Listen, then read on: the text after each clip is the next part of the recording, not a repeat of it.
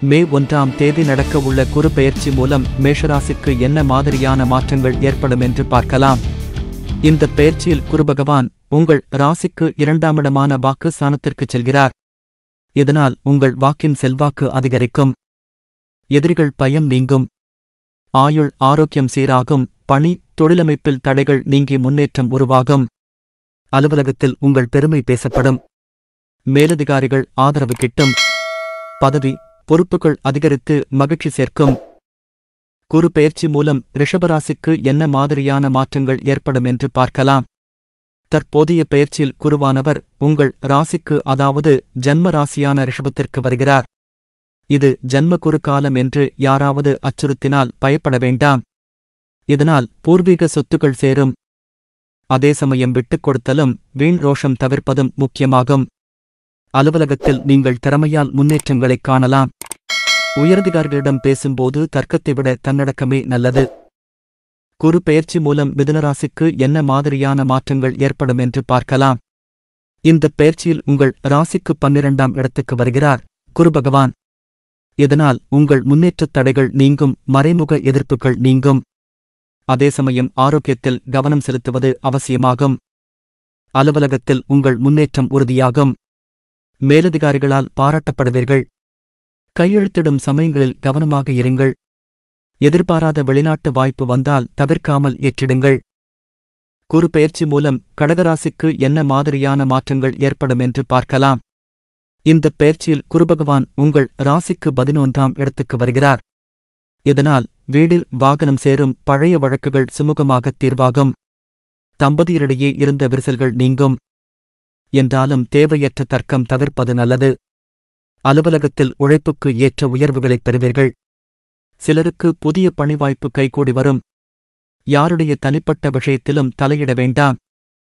குரு பெயர்ச்சி மூலம் சிம்மராசிக்கு என்ன மாதிரியான மாற்றங்கள் ஏற்படும் என்று பார்க்கலாம். குரு பகவான் இந்த பெயர்ச்சியில் உங்கள் ராசிக்கு 10ஆம் இடத்திற்கு வருகிறார். இதனால் உங்கள் வாக்கு வன்மை அதிகரிக்கும். பூர்வீக பிரச்சனைகள் தீரும். தாய்வழி உறவுகளால் ஆதாயம் கிட்டும். மறைமுக எதிர்ப்புகள் நீங்கும். அலுவலகத்தில் திட்டமிட்டு செயல்பட்டால் உயர்வுகளுக்கு உத்தரவாதம் கிட்டும். உடனிருப்போர் ஆதரவு மகிழ்ச்சி சேர்க்கும். அனுபவம் மிக்கவர்கள் வார்த்தைகளை அவசியம் கேளுங்கள். குரு பெயர்ச்சி மூலம் கன்னிராசிக்கு என்ன மாதிரியான மாற்றங்கள் ஏற்படும் என்று பார்க்கலாம். இந்த பெயர்ச்சியில் குரு பகவான் உங்கள் ராசிக்கு 9ஆம் இடத்திற்கு வருகிறார். இதனால் இரத்த பந்தங்களிடையே உங்கள் மதிப்பு உயரும். சுபகாரிய தடைகள் நீங்கும். தொட்டவை துலங்கும். அலுவலகத்தில் ஏற்றமும் மாற்றமும் ஏற்படும். பதவி பொறுப்புகள் மனம்போல் கைகூடும். வெளியூர் வெளிநாட்டுப் பயணங்கள் கைகூடி வரும். சிலருக்கு பணி சார்ந்த பயணங்கள் அதிகரிக்கும். உடனிருப்போரின் தனிப்பட்ட விஷயங்களில் தலையிட வேண்டாம். குரு பெயர்ச்சி மூலம் துலாம் ராசிக்கு என்ன மாதிரியான மாற்றங்கள் ஏற்படும் என்று பார்க்கலாம்.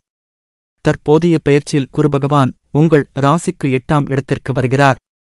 இதனால் உங்கள் முயற்சிகள் பலிதமாகும். வாக்கில் நிதானம் இருந்தால் செல்வாக்கு உயரும். இரத்த பந்த உறவுகளால் ஆதாயம் உண்டு. அலுவலகத்தில் உங்கள் திறமைக்கு ஏற்ப உயர்வுகள் வரும். தேவையற்ற வாக்குவாதம் எவருடனும் வேண்டாம். பதவி ஊதியம் உயர்வுகள் தாமதமானாலும் நிச்சயம் வரும். சிலருக்கு புதிய பணிவாய்ப்பு வரலாம். குரு பெயர்ச்சி மூலம் விருச்சிக ராசிக்கு என்ன மாதிரியான மாற்றங்கள் ஏற்படும் என்று பார்க்கலாம். இந்த பெயர்ச்சியில் குரு பகவான் உங்கள் ராசிக்கு 7ஆம் இடத்திற்கு வருகிறார். இது லாபத்தை அதிகரிக்கச் செய்யும். சகோதர வழியில் ஆதாயத்தை ஏற்படுத்தும். பணியிடத்தில் உங்கள் பெருமை உயரும். மேலதிகாரிகள் ஆதரவினால் பதவி ஊதியம் உயரப் பெறுவீர்கள். உடனிருப்போர் ஆதரவு மகிழ்ச்சி தரும். எதிர்பார்த்த இடமாற்றம் கைகூடும். புதிய பணிவாய்ப்பு எதிர்பார்ப்பு போல் கூடி வரும். அயல்நாட்டுப் பயண வாய்ப்பு சிலருக்கு உண்டு. குரு பெயர்ச்சி மூலம் தனுசுராசிக்கு என்ன மாதிரியான மாற்றங்கள் ஏற்படும் என்று பார்க்கலாம். இந்த பெயர்ச்சியில் குருபகவான் உங்கள் ராசிக்கு 6ஆம் இடத்திற்கு வருகிறார்.